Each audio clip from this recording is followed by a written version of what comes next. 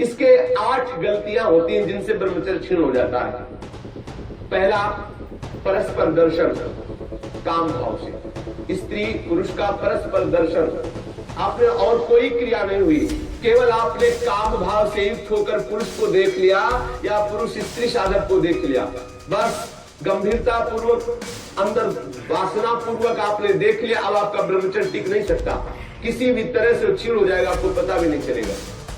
ये 8 प्रकार की गलतियों को सुधार कर लिया जाए तो पूर्ण ब्रह्मचर्य का अनुभव होने लगेगा। कभी भी किसी माता बहन की तरफ दृष्टि जाए, तत्काल उनमें भगवती का भाव करते हुए, जगदम्बा का भाव करते हुए, या श्री जी की सहचरियों का भाव करते हुए, या अपनी बहन का भाव करते हुए। हाँ, अपनी बहन में कहीं गलती भावना थोड़ी आती है, अपनी माँ में कहीं गलत भावना थोड़ी आती है, अपनी बेटी में कहीं गलत भावना थोड़ी आती है। ऐसे सद्भाव रखिए, कोशिश कीजिए कि उनके मस्तक और केशों पर, नेत्रों पर दृष्टि न जाए, चरणों पर दृष्टि रहे।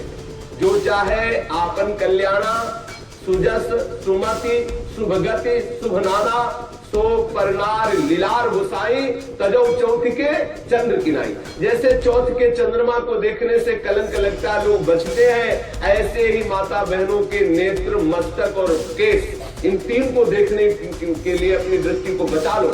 नेत्रों में नेत्र न मिलने पावे, उनके ललाट और उनके केश पास पर दृष्टि न जाने पावे, उनके चरणों पर दृष्टि रहे। संभाषण करना हो तो सर नीचा करके ही उनसे संभाषण करो। ये आद्य शक्ति जगदम्बा के अंश स्वरूपा है, ये श्री जी की सहचरी है। ऐसा भाव रखकर उनसे वार्ता करो। ज्यादा देर वार्ता मत करो, एकांत में वार्ता मत करो।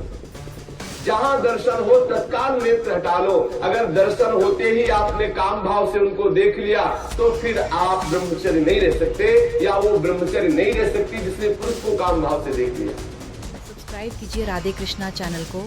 ऐसे ही भक्ति से भरे वीडियोस के लिए, वीडियो देखने के लिए